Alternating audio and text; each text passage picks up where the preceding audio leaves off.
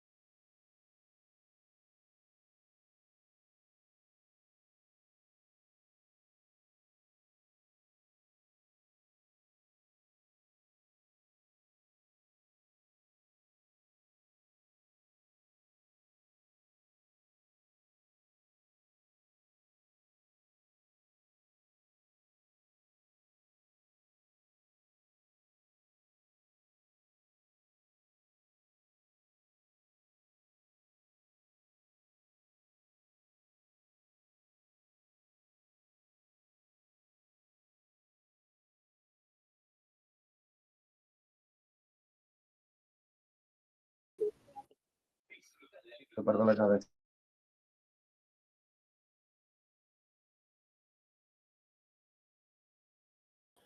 Hola, muy buenas noches.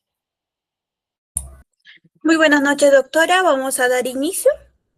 Muy buenas noches, estimados participantes. Les saluda Yadir, asesora académica del Centro de Capacitación Galeno, ¿sí? Para darles la bienvenida al curso de actualización en técnicas terapéuticas básicas endoscopía digestiva. Ponente a cargo es la doctora Michelle Granja. Para una buena exposición, por favor, mantener micrófonos y cámaras apagadas, a menos que el ponente solicite su participación. Cualquier duda o consulta que tengan lo estará respondiendo al finalizar. Asimismo, para todos los participantes que desean solicitar lo que son las clases grabadas, materiales y certificados, les dejo mi contacto en el chat.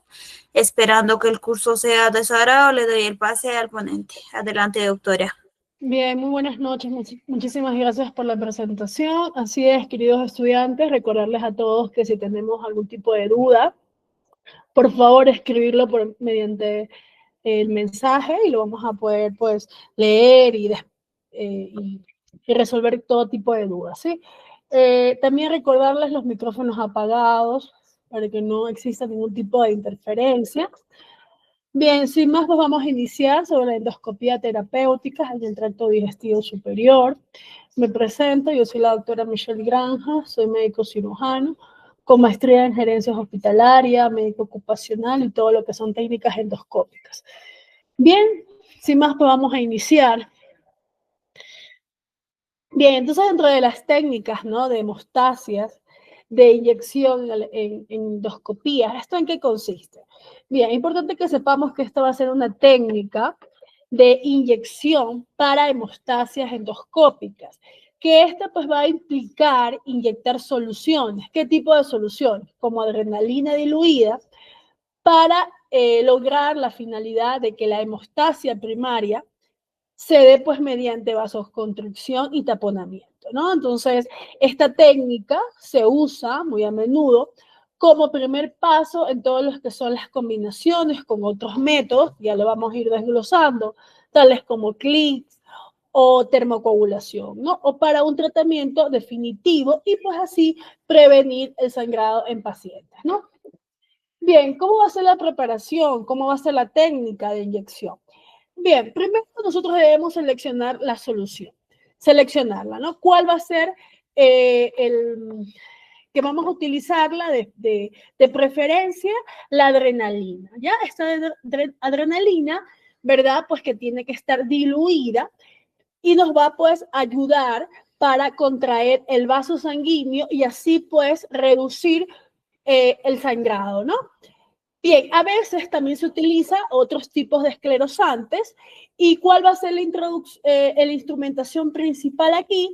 Es que vamos a utilizar una aguja de inyección, ¿verdad? Y lo cual pues va a avanzar a través del canal de trabajo, ¿no? A través del endoscopio. Recordemos que el endoscopio es una cámara, ¿verdad? Donde pues tiene un lente óptico y va a estar pasado en un monitor y lo podemos apreciar. Bien, entonces, ¿cuál va a ser la aplicación? La aplicación se va a basar en que la aguja, ¿verdad? Pues va a llegar hasta el sitio de la lesión, ¿no? Entonces vamos nosotros a inyectar la adrenalina, ¿verdad? Alrededor, o a su vez lo podemos hacer en lo que es directamente en el vaso sangrante, ¿no? Directamente a la lesión. Bien, lo cual nos va a ayudar a lo que es a contraerlo y así pues formar un tapón, ¿no? Con la única finalidad es que no existan sangrados. Bien, importante, ¿cuál va a ser el propósito inicial? Que nosotros al inyectar este tipo de solución, ¿verdad? Este tipo de fármaco, pues tengamos una hemostasia, ¿no? Una hemostasia primaria y pues con él vamos a controlar todo tipo de sangrados activos. Bien, ¿cuál va a ser la otro tipo de combinación que la vamos a utilizar, ¿no? Con otras técnicas para una hemostasia definitiva?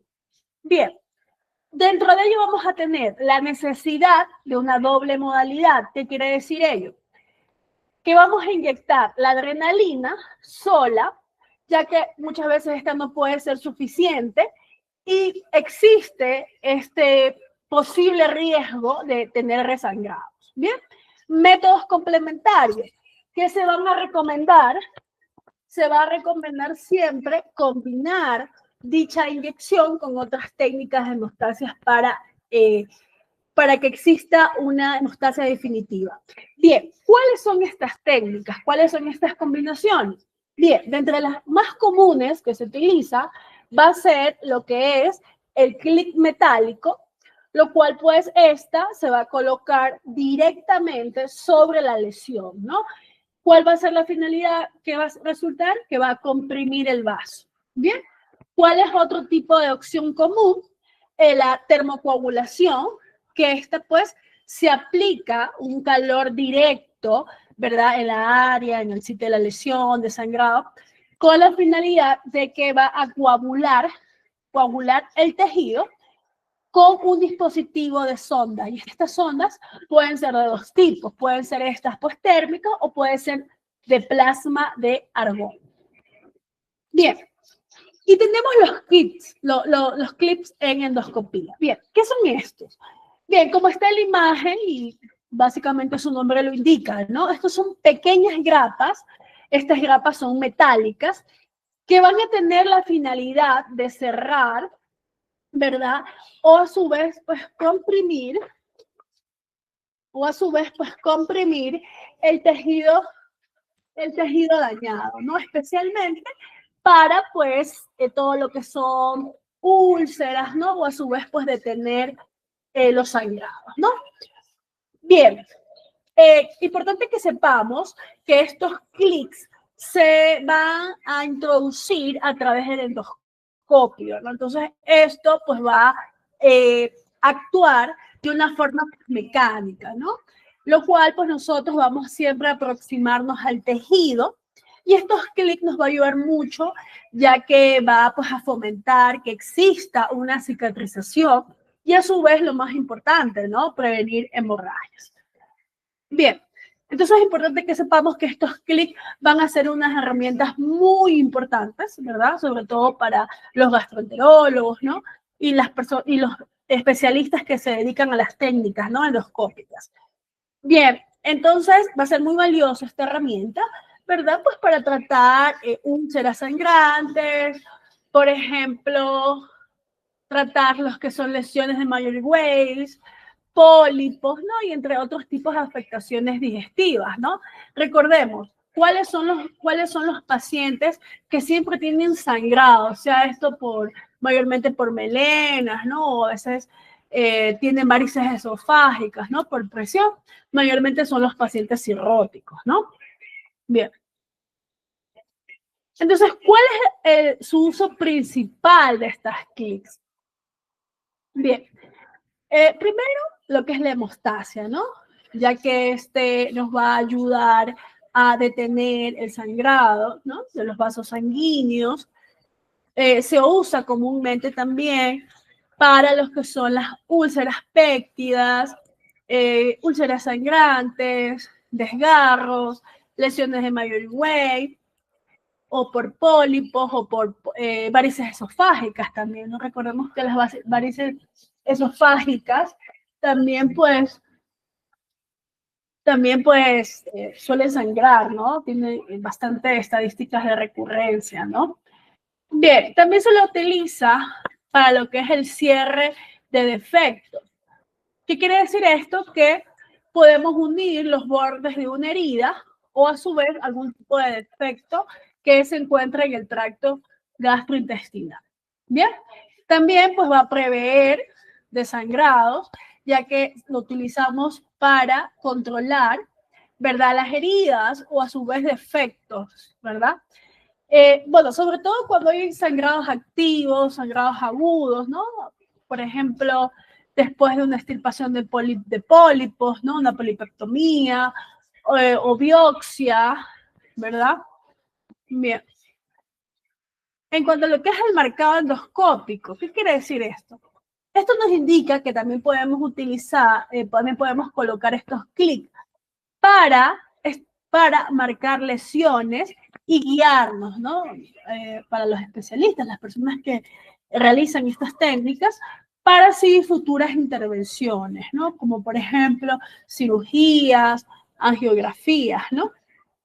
Bien, ¿y cuáles van a ser las características y cuáles van a ser las ventajas? Bien, inicialmente, dentro de las características, vamos a tener que es un método, como vemos, mecánico, ¿verdad? Que a diferencia de otras técnicas que suelen usar calor o a su vez pues saben utilizar inyecciones químicas, el cliaje, ¿verdad? Es netamente mecánico, ¿no? Lo cual pues no va a dañar el tejido circundante sano, ¿no? Bien, también tenemos lo que es la versatilidad. ¿Qué quiere decir esto? Que se puede usar para una variedad de problemas gastrointestinales en diferentes partes, ¿no? Bien. Importante que sepamos que ya pues, es un dispositivo ya avanzado, ¿verdad? Mucho más preciso, ¿no? Ya que estos clics se pueden pues girar, pueden abrirse, cerrar, ¿no? Múltiples veces. Son herramientas muy útiles, muy versátiles, ¿no? Muy manejables, sobre todo que facilita su colocación. Bien. En cuanto a lo que es la coagulación que se realiza a nivel de endoscopía,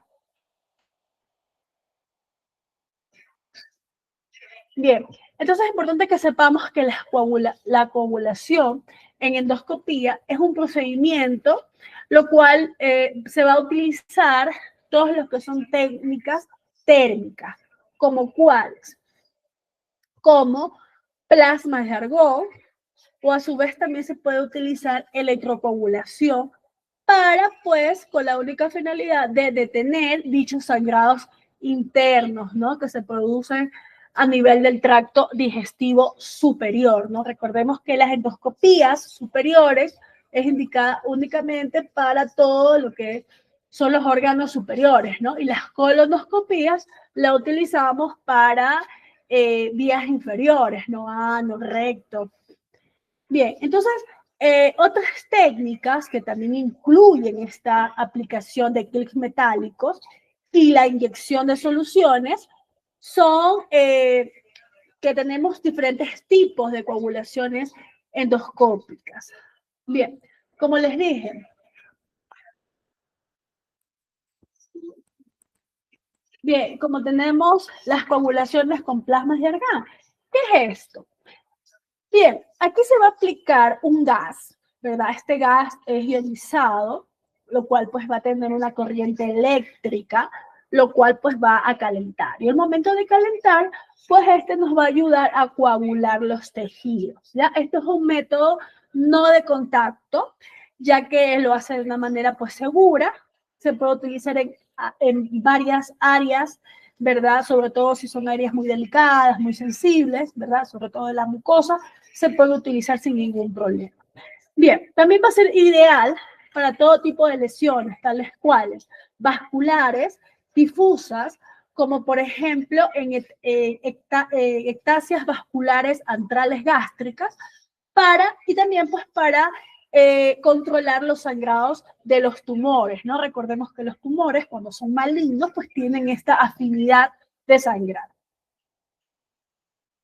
Bien, también tenemos lo que es el electrocoagulación bipolar. ¿Qué quiere decir esto?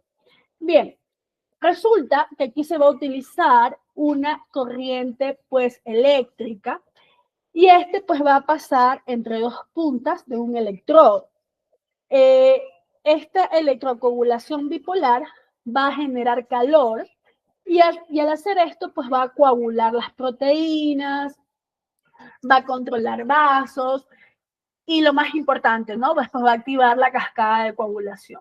Bien, en cuanto a los métodos de inyección, ya sabemos que la sustancia de adrenalina es una de las principales, ¿no? Que comprime los vasos, detiene, los sangrados y a menudo siempre se van a utilizar, ya sabemos, ¿no? Con otros tipos de técnicas, ¿verdad? Pero ya sabemos que la adrenalina suele tener a veces una tasa alta de recurrencias de hemorragia, ¿no? Pero igual se la utiliza, ¿no? Pero siempre se la utiliza con otros tipos de técnicas de combinación, ¿no? Que ya hemos hablado. Bien. Entonces, ¿cuáles van a ser las indicaciones? Bien, vamos a tener las siguientes indicaciones. Para ello vamos a saber, primero, que es detener el sangrado activo, ¿no? Importante. Bien. También tratar lesiones, ¿verdad? Vasculares, como ectasias vasculares. También se las puede utilizar para lo que son las malformaciones arteriovenosas, ¿verdad? Controlamos sangrados de tumores malignos. Y también pues sabemos realizar la hemostasia después de la resección de endoscópicas, ¿no? Como por ejemplo las polipectomías principalmente, ¿no? Bien, importante dentro de las consideraciones que tenemos es que esta técnica siempre va a depender muchísimo de las características propiamente de la lesión, ¿no? Bueno, y en cuanto al equipo disponible, es dentro de las consideraciones, ¿no? Que están en las guías, pero ya sabemos que esto lo va a realizar un gastroenterólogo, ¿no? Bien, también pues la experiencia del endoscopista, ¿no? Eso es muy importante. Los pacientes, ¿no? Que también toman anticoagulantes, warfarinas, ¿no? También pues suelen necesitar una evaluación adicional. ¿Por qué? Porque recordemos que puede tener periodos de recididas de sangrados, ¿no?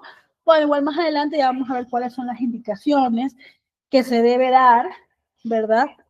Para realizar este tipo de técnicas. Bien, ahora, ¿qué sucede si la terapia endoscópica no falla, no? Que realmente no suele ser así, ¿no? puede también existir, ¿no? Ese tipo de posibilidad. Bien, podemos tener procedimientos adicionales como lo que es la embolización angiográfica, o a su vez también nos podemos ir por la cirugía.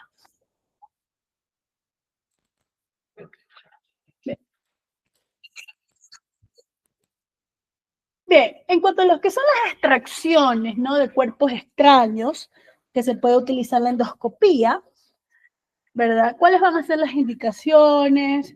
¿Cuáles van a ser los métodos? Ya sabemos que los cuerpos extraños comúnmente se dan siempre para infantes, ¿no? Para pediátricos, pero bueno, también puede haber un atragantamiento, ¿no?, en personas adultas. Bien, muy fácil, ¿no? Sabemos que es un procedimiento para, pues, remover todo objeto ingerido o a su vez, pues, que esté alojado en el tracto digestivo, ¿no? Bien, dentro de las indicaciones va a incluir la presencia de objetos que van a causar obstrucciones, van a causar, pues, perforaciones, ¿no? O a su vez, pues, daño tisular, ¿no? Por ejemplo, pilas, monedas, objetos punzantes, imanes, sin número de cosas que suelen, pues, ser retiradas, ¿no?, a nivel de endoscopio. Bien, importante saber que esto va a depender mucho de qué tipo de objeto es, va a depender mucho de la ubicación, y dependiendo de esto, pues vamos a ver, vamos a nosotros a analizar si vamos a utilizar pinzas, si vamos a utilizar cestas, o a su vez, bueno, cestas de recuperación, ¿no? Bien, se puede usar junto con la endoscopía este método. Podemos utilizar sobre tubos con la única finalidad de, pues, de proteger a la mucosa o la ingestión hasta el estómago, ¿no? Y tal vez ya hacer, pues, que se realice una expulsión natural, ¿no?, por medio de las heces.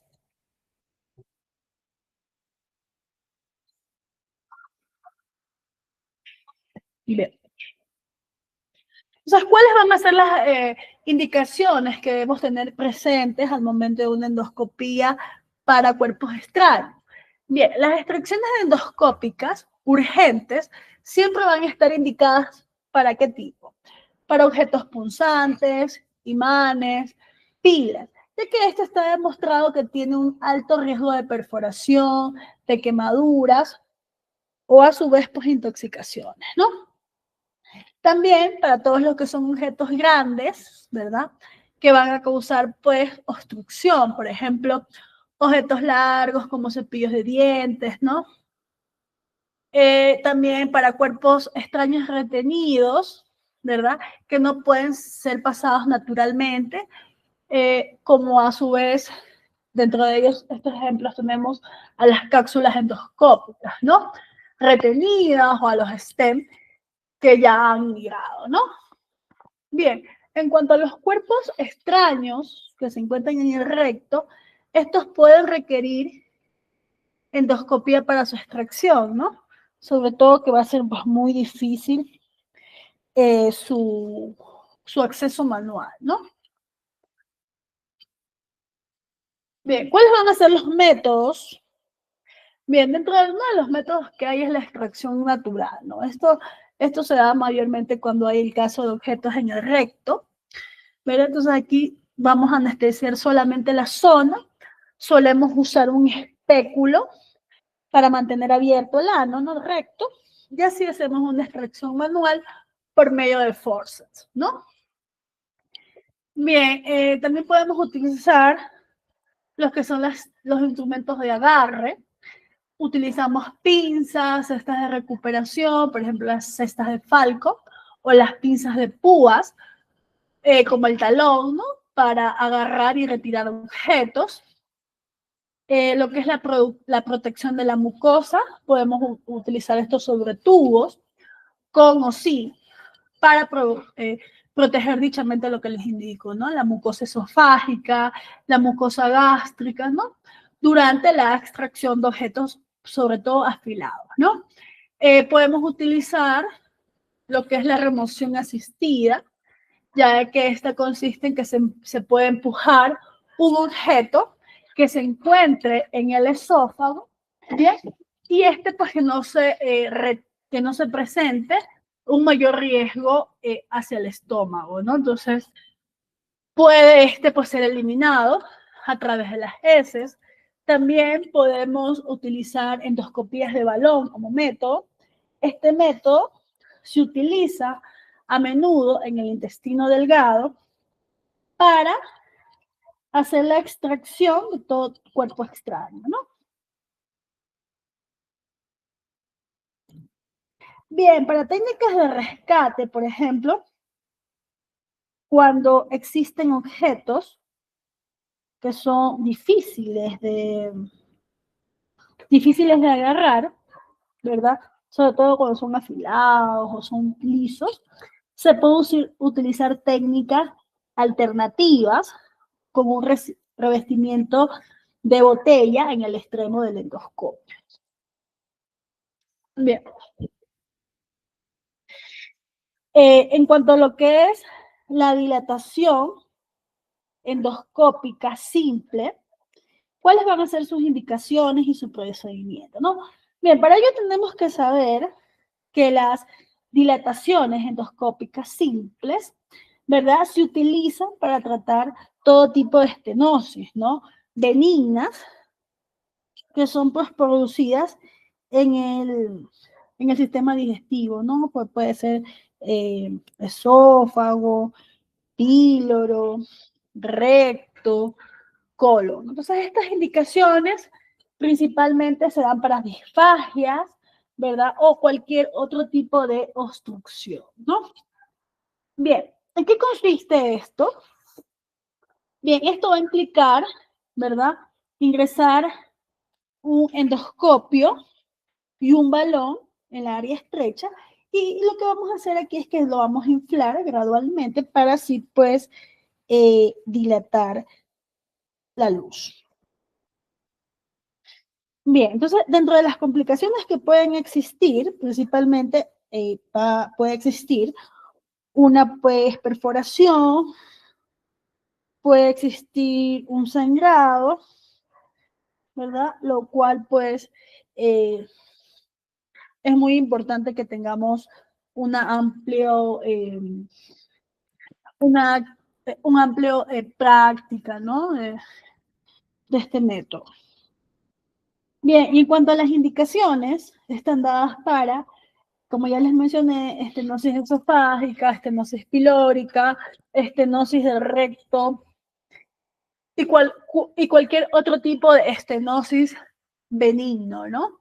Sobre todo que sea sintomático. Bien, ¿cuál va a ser su procedimiento?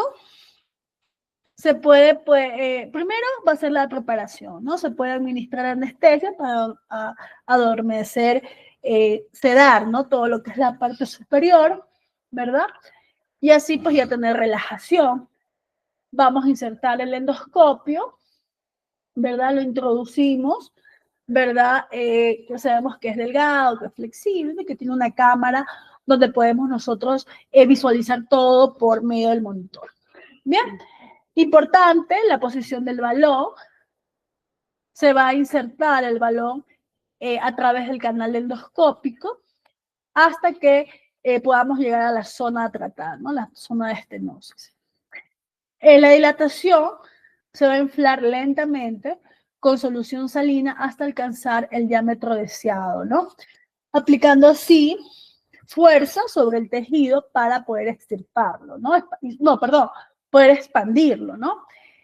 Y a menudo lo que se realiza siempre es con una guía de fluoroscopía para así asegurarnos que exista una buena posición. Bien, podemos repetirlo siempre y cuando sea necesario, ¿no? Recordemos que es importante saber que si la estenosis es severa, no se debe alcanzar el calibre deseado y puede ser necesario que repitamos varias sesiones de dilatación, ¿no? Que pueden existir en intervalos de semanas, ¿no? Eso va a depender mucho de la cronicidad de la estenosis. Bien, entonces es importante, ¿no? Consideraciones, la seguridad, es un procedimiento muy seguro, pueden existir complicaciones como en cualquier caso, ¿verdad? Y en cuanto a los tratamientos adyacentes, en la estenosis refractaria se puede considerar la inyección intralesional de corticoides para así pues reducir la inflamación, ¿no? Bien. En cuanto a lo que es la endoscopía, ya sabemos que es un método seguro, ¿no? Efectivo, y lo podemos utilizar para un sinnúmero de procedimientos, ¿no? Y también para hacer terapias, ¿no? Bien. Tenemos aquí dentro de ellos un procedimiento endoscópico que lo podemos usar de una manera terapéutica en el esófago, ¿no? Sabemos que son varias las opciones de tratamientos disponibles hoy en día, ¿no? Sobre todo para pacientes con varices esofágicas, pacientes con hemorragias esofágicas, ¿no? Bien. ¿Cuáles van a ser ellas? Estas, pues tenemos terapias locales y tenemos también lo que es la escleroterapia, ¿no? Se puede utilizar ligaduras endoscópicas de las varices como terapia de derivación. También podemos utilizar quirúrgicas o radiológicas, ¿verdad? Como es la derivación portosistémica intrahepática, transyugular, o a su vez también pues los TIPS, ¿no? Bien. ¿En qué consiste la escleroterapia? Bien, este va a consistir en la introducción de una sustancia química intravenosa que pues, puede producirse por distintos tipos de mecanismos, sobre todo lo que es el endotelio, puede causar una lisis, ¿verdad? Un fenómeno trombótico, ¿no? Y dando pues como resultado una obliteración y una fibrosis de los vasos que vamos a tratar, ¿no? Bien, entonces, ¿cuáles van a ser estos tipos de técnicas, no? Bien, podemos hacer de dos maneras. Se puede hacer por espuma, que esta forma se da gracias a un método que se llama el de Tessari, que pues va a consistir, ¿verdad?, en aplicar gases, ¿no? ¿Cuál va a ser el gas? Va a ser un gas de aire ambiente. Se utiliza el 70% de nitrógeno, entonces aquí va a haber una mezcla, ¿no?, entre CO2 y agua, ¿ya? Bien, es importante saber que el oxígeno puro, ¿verdad? Para dicha preparación se utiliza siempre una parte, ¿no? Una parte líquida esclerosante y las otras 4 partes se puede utilizar de gas.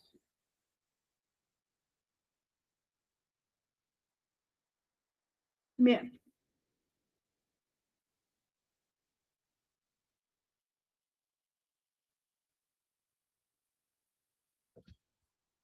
Bien, entonces lo que es lo que les indico, ¿no?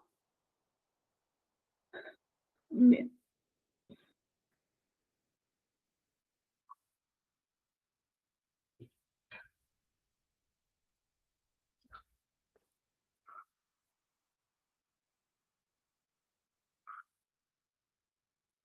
Entonces, ¿cuáles van a ser las indicaciones? ¿No? Aquí las vamos a utilizar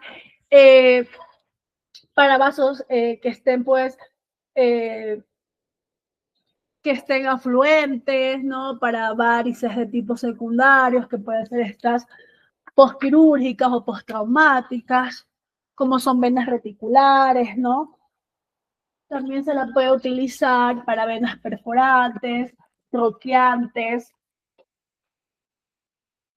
también para los que son varices vulvares, síndromes de congestión pélvica, hemorragias en estadios 1, 2, también en malformaciones, ¿no? Sobre todo con predominio venoso, y también para los pacientes con varices esofágicas, ¿no? Pacientes cirróticos.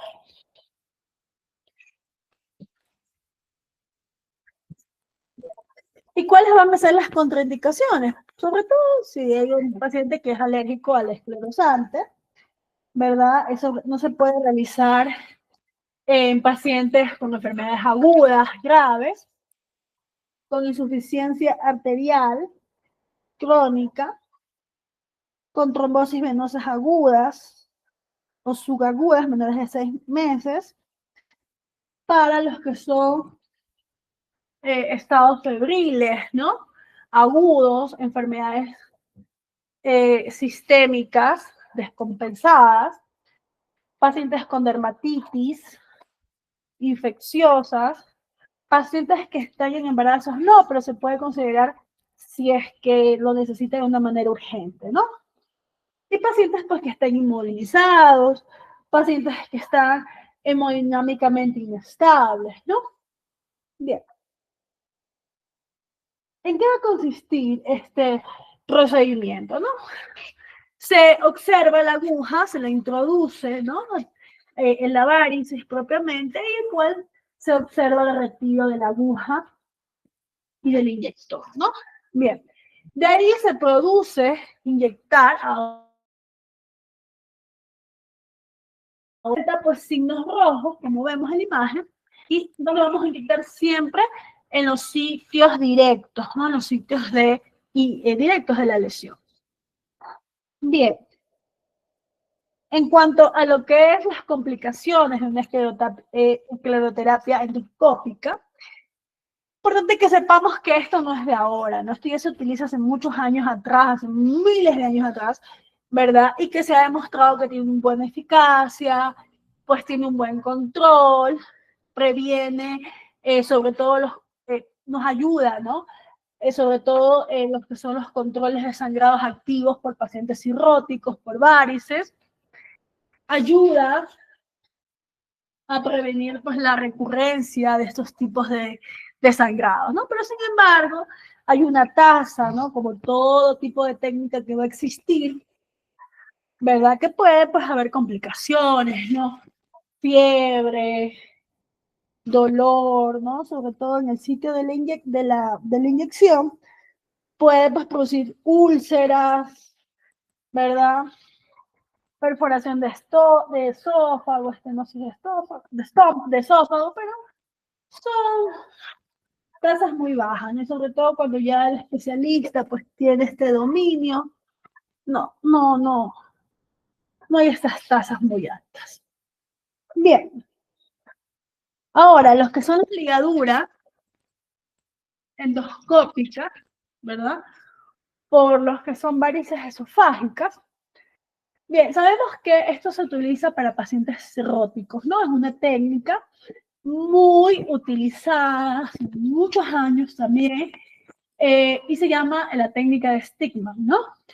Que esto pues gracias a médicos, ¿verdad? Que hace mucho tiempo pues utilizan estas técnicas, ¿no? Siguiendo siempre pues los principios de ligaduras, de hemorroides, de hemorroides internas, ¿no? Que lo hacían pues con bandas elásticas. Bien, ¿qué se va a utilizar para los pacientes que tienen sangrados activos por varices esofágicas? Bien, primero ya sabemos, ¿no? El endoscopio, que pues es un video endoscopio, ¿verdad? De fibra. Se va a utilizar la set de ligaduras, que tiene el nombre de la persona que lo inventó, el doctor Steve Goff. Y esta pues set va a estar compuesto de diferentes tipos de materiales, ¿no? Entre ellos lo que es el tubo protector, que este es un material plástico que alrededor tiene de largo 25 centímetros y 20 milímetros de diámetro, ¿no? También está compuesta, ¿verdad?, por cilindros, ¿verdad?, que va a tener dos tipos, uno externo y otro interno. El externo es un adaptador que vamos a colocarlo en la punta del endoscopio, y el cilindro interno es mucho más pequeño y es ahí donde van las bandas elásticas, ¿no? Bien, tiene esto una ranura interna donde se coloca el hilo de nylon, ¿verdad? Que también vamos dentro de este kit, va a tener bandas elásticas o ligas que van premontadas en el cilindro interno. También va a contar de este hilo nylon que va a tener dos extremos, el proximal, que va a ser pues, una barra para permitir el retiro del cilíndrico interno y el adaptador, mientras que el distal, ¿verdad? Con una pequeña bolita pues se fijará el cilindro, permitiendo así pues la tracción del hilo, ¿no? Bien, y la salida de la banda elástica a la varice succionada. Bien, ¿cómo va a ser el procedimiento? El procedimiento va a consistir, ya sabemos, el paciente tiene que estar premedicado, ¿verdad? Vamos a colocar el tubo protector al endoscopio con una buena cantidad de lubricante para así, pues, primero realizar una endoscopía diagnóstica, ¿no? Antes de hacer el procedimiento. Y si ya está indicada ligadura, lo que hacemos es deslizar el tubo protector sobre el endoscopio, introduciéndolo al esófago, ¿verdad? Hasta que la boquilla quede colocada entre los dientes, ¿no? Entonces, una vez que pasa esto, el tubo protector en el esófago va a ir, pues, facilitando el ingreso del endoscopio, ¿no? Repetidas veces podemos hacerla para ligar el mayor número de varices, ¿no? Bien. Para preparar el set de ligaduras, vamos a colocar el adaptador, el cilindro en el extremo distal. Vamos a hacer una presión suave. Pasamos el hilo del nylon por el canal de la biopsia del endoscopio y así salimos por el orificio distal, ¿no? Y fijamos, pues, la ranura en el interior del cilindro. Luego, el cilindro se introduce dentro del adaptador, quedando pues así el set ya armado y listo para que iniciemos el procedimiento. Se va a ingresar muy fácilmente, ¿no? Presionamos siempre ligeramente el cordón varicoso, ¿no? Ahí es donde vamos a aplicar solución continua, ¿no? Y así pues hacemos que la varice se introduzca dentro del cilindro. Y es fácil, porque como vemos en la imagen, vamos a ver que estas lesiones van a estar rojizas, ¿no? Sobre todo vamos a observarlo muy bien en el campo visual, ¿no? Entonces ya aquí, ya que lo hemos podido visualizar, vamos a traccionar rápidamente el hilo de nylon, lo que nos va a permitir la salida de la banda elástica y lo que va a hacer es que va a estrangular a la varices, ¿no? Y finalmente ya pues retiramos el endoscopio, extraemos el cilindro interno para envolver y volver pues a armar el set y proporcionar nuevas ligaduras, ¿no? Bien, las complicaciones las vamos a mencionar, pero son muy mínimas. Y ahora las endoscopías son técnicas pues, que no son invasivas, ¿no? Pero puede existir complicaciones por el tubo protector o por la banda elástica, puede haber ocasionar laceraciones, perforaciones, complicaciones pulmonares, sobre todo después de una escleroterapia, complicaciones como obstrucciones transitorias del esófago por el tejido, ¿no? Bien, ahora, ¿qué son estas derivaciones portotransyogular, denominadas las TICs, ¿no? Bien, estas modificaciones de la hemodinámica local se la consigue en el sistema venoso portal con la derivación portosistémica, ¿no? Y lo hacemos por vía transyugular. Es una modalidad que se utiliza ya muy frecuentemente para el tratamiento de varices esofágicas, ¿no? Entonces, esta es que va a hacer una comunicación por métodos radiológicos, ¿no? Que va a hacer entre la vena porta y la vena cava, ¿no? A través del parénquima hepático, para pues producir un notable descenso del gradiente, ¿no? El gradiente de la presión portal, y es muy eficaz, sobre todo para todo lo que es el control de complicaciones de hipertensiones portales, ¿no? Bien. Dentro del sangrado varicoso, ya sabemos que es una de las principales muertes en pacientes con hipertensión portal, que son los pacientes cirróticos, ¿no? Bien, entonces aproximadamente el 50% de los pacientes con cirrosis hepáticas desarrollan varices esofágicas. Yo creo que el 99% de estos pacientes. Bien, entonces la tasa de mortalidad para un episodio inicial de sangrado varicoso sí es alta, ¿no? Entre 70, ¿no? Y el cese espontáneo de dicho sangrado, ¿verdad? Está alrededor del 70% también de los casos. Bien. En cuanto a los tics, se ha sido ya demostrado que su propuesta como tratamiento de elección, ¿verdad? Para lo que es pacientes con sangrados activos, varicosos, sí se ha demostrado, ¿no? Que es muy útil, ¿verdad? Sobre todo en estos tipos de pacientes, ¿no? Entonces ya sabemos, muy útiles, ¿no? Para pacientes con resangrados, va muy bien estas terapias médicas, es una opción terapéutica alternativa, dado porque es una derivación quirúrgica, ¿verdad? Entonces, que en general va muy bien, ¿no? Es importante que siempre sepamos en qué tipo de chaput está nuestro paciente, ¿no? Saber la clasificación. Para así, pues, ser tratado, sea mediante derivaciones o por un shoot quirúrgico, ¿no? Pero es importante que sepamos que estos tips particularmente siempre se utilizan, sobre todo en pacientes que ya están esperando trasplantes hepáticos, ¿no? Bien, se realizó un estudio donde pusieron en evidencia, ¿no? la escleroterapia versus las ligaduras endoscópicas. Este estudio se lo realizó mediante la Asociación Americana, ¿verdad? Bien, entonces aquí se pudieron observar cuáles fueron las ventajas del tratamiento con ligaduras, ¿verdad? Bien, dentro de lo que fueron 65 pacientes que fueron tratados con escleroterapia y 64 pacientes con ligaduras endoscópicas, ¿verdad? Pues se pudo observar, porque se hizo un seguimiento, ¿no? Durante 10 meses, los cuales se observó complicaciones, se observó recurrencias, ¿no? De hemorragias, ¿verdad? Hubo un 48% para pacientes que fueron sometidos a la esclerosis y un 36% en pacientes que fueron, pues, utilizados ligaduras, ¿no?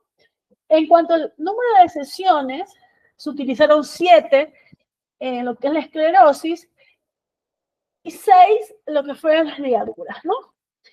En cuanto a las sesiones mortales, se dieron mucho más en lo que es la esclerosis, con un 45% y muy bajo, un 28% en las ligaduras.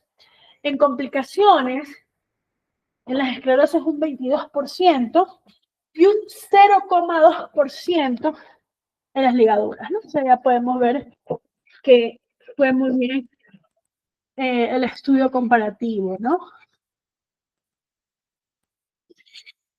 Bien, en cuanto a lo que es la colocación de los que son los clics de para hemorragias gástricas, ¿verdad? De úlceras duodenales, sangrantes y sangrados, sobre todo bajos. Aquí se utilizó en estos pacientes, ¿no? Adrenalina como monoterapia, ¿no? Que siempre es lo que se utiliza frecuentemente aquí.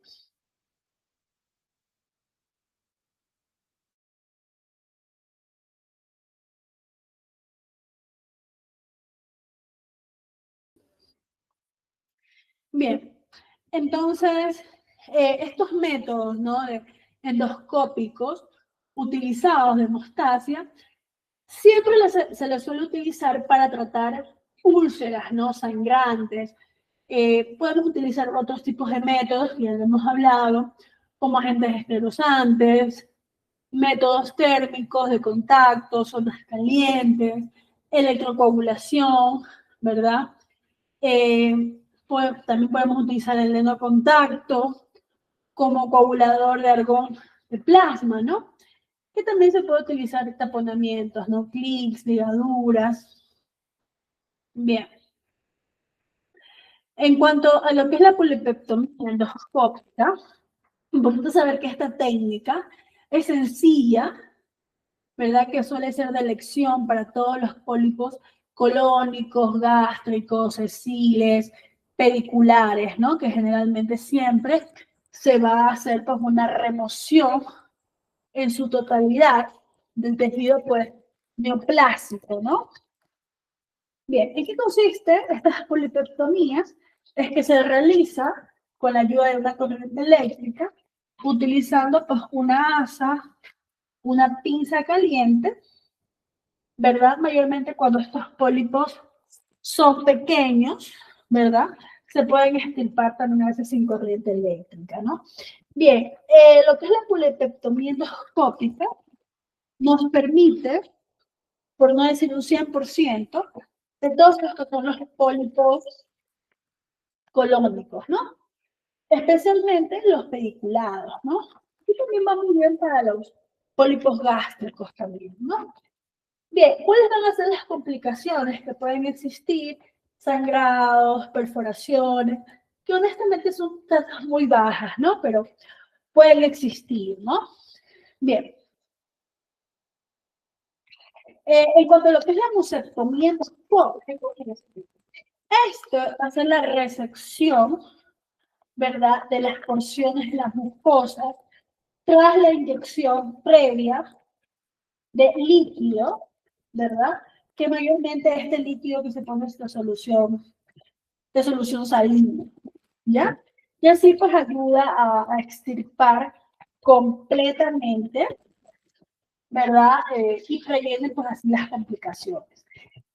En cuanto a lo que es la musectomía, siempre se lo utiliza sobre todo para lesiones, como vemos en imágenes planas, ¿verdad? Pero la inyección de solución de suero salino en la submucosa también puede emplearse con lesiones polipoides, ¿no? Bien, actualmente ya se está utilizando lo que es la técnica de succión, ¿verdad? Como vemos en la imagen, se emplean pues capuchas, ¿verdad? Plásticas, exclusivamente mediante lo que son las bandas elásticas, ¿ya?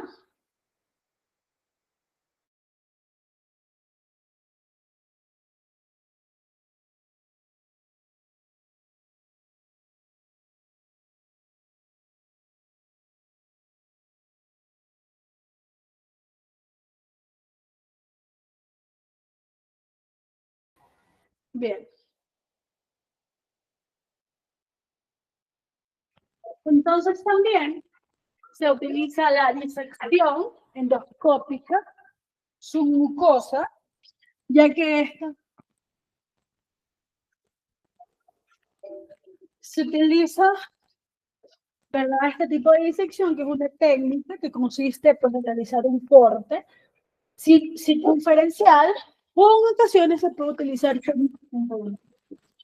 hace la disección de la capa de la mucosa para así pues conseguir hacer una resección en bloque, ¿ya? Bien, esta técnica inicialmente se lo utilizó para lesiones gástricas superficiales, ¿no? Bien. ¿Cuáles van a ser las fases, verdad? Las fases de disección endoscópica submucosa vamos a tener de varios tipos.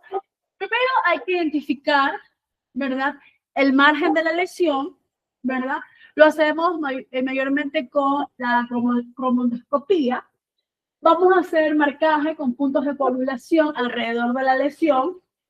No solamente se lo puede utilizar en colon, también en duodeno, gástrico también, ¿no? Entonces hacemos la inyección, hacemos una incisión inicial, realizamos este corte circunferencial o semicircunferencial, va a depender mucho de la lesión, y procedemos a hacer la disección, ¿no?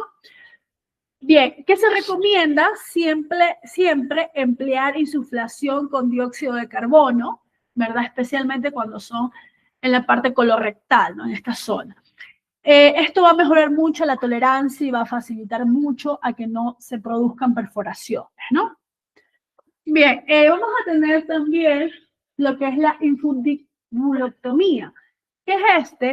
Esta pues, es una técnica y alternativa de anastomosis biliodigestiva quirúrgica que se puede dar por obstrucciones del ducto biliar común, que es la ampolla de Vater, los cuales ocasionalmente la efilentotomía endoscópica se la utiliza por un orificio natural que no dificulta, pues, ¿no? Bien, mayormente se la realiza en pacientes para tratamientos paliativos, pacientes ancianos o a su vez pacientes con riesgos quirúrgicos de tener algún tipo de obstrucción maligna, ¿no? Bien, también podemos hacer la colocación de stent plásticos, ¿verdad? También podemos utilizar el procedimiento de endoscópico por drenaje, ¿no? Que en la actualidad pues se utiliza mucho el drenaje biliar interno, ¿verdad? Que va muy bien para pacientes también ancianos, pacientes con riesgos quirúrgicos, obstrucciones biliares, ¿no? Existen dos tipos de drenajes, ¿no? Por vía endoscópica, que puede ser nasobiliar, que hacen la colocación de prótesis, o a su vez el drenaje externo, ¿no? Que utilizan pues catéteres, ¿no? Como todo, va a tener ventajas, va a tener desventajas, pero bueno, sus desventajas van a ser muy relativas, ¿no? No son una tasa muy alta, ¿no? Pero dentro de ellas lo que es obstrucción, torsión, ¿verdad? Molestias, ¿no? Y de las ventajas, pues, va a ayudar mucho a lo que es la calidad de vida del paciente, ¿no? Bien, entonces estos tubos se van a deslizar sobre el catéter guía, ¿verdad? Y en esta punta del catéter se puede, pues, tener una punta corta, flácida, ¿verdad? Y el catéter interno, que mayormente son de calibres de 5, 6, ¿verdad? Van a poseer un adaptador extraíble para inyectar el contraste, ¿no? Bien, en cuanto a la esferectomía, para colocar un drenaje, ¿qué nos indica este? Que para colocar el drenaje es un método muy utilizado como guía metálica para no perder cateterismos iniciales. Se va a introducir una guía metálica a través de un catéter estándar profundo por el colédoco, retiramos luego el catéter y así pues reemplazamos por el esfirenterotomía, ¿no? Por el esfirentotomía.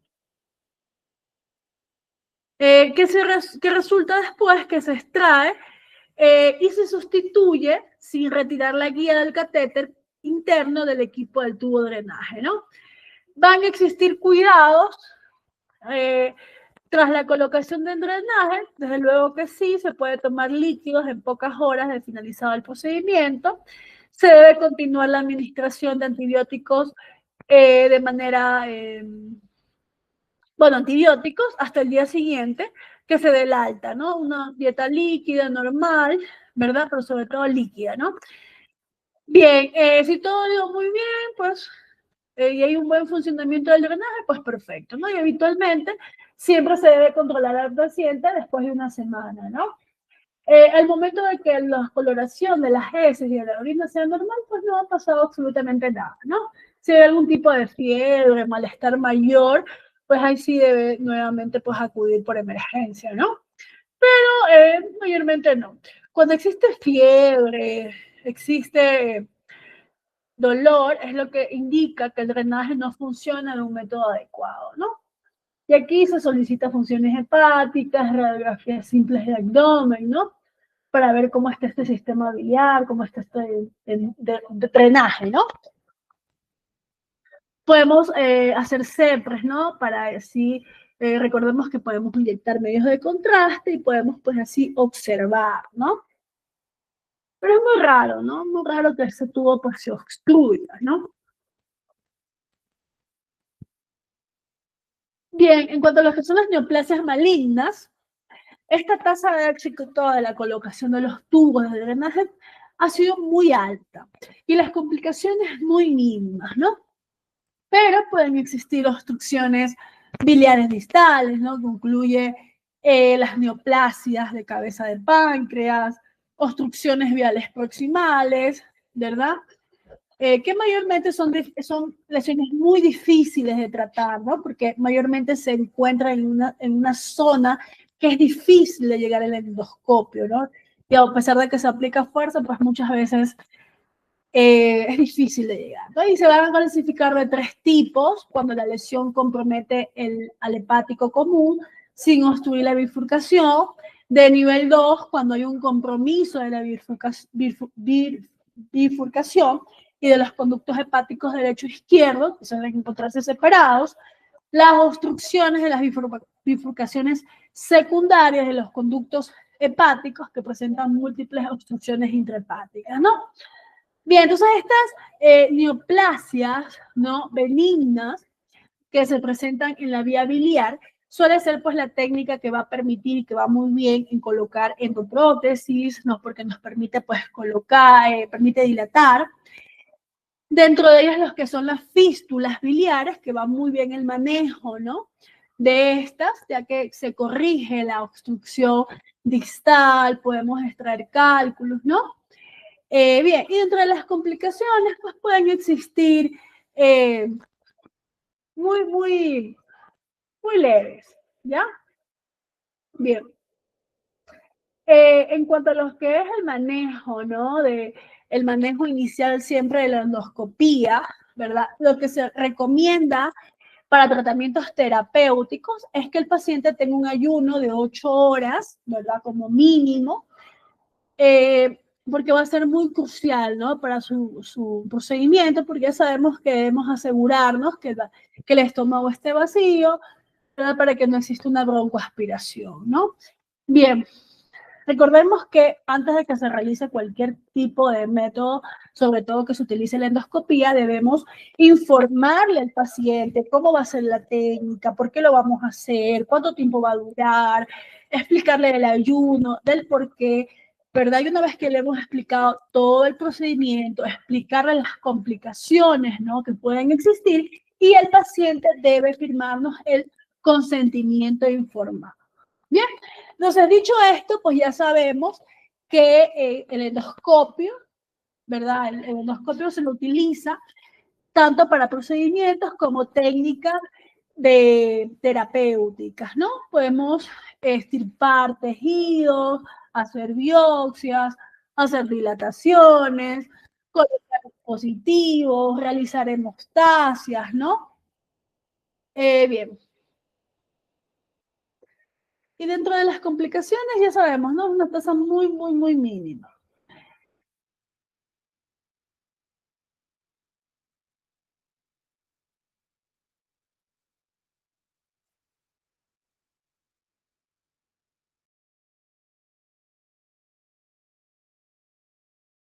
Bien, queridos estudiantes, pues hemos finalizado. Si tenemos algún tipo de pregunta, lo podemos, por favor, escribir para poder...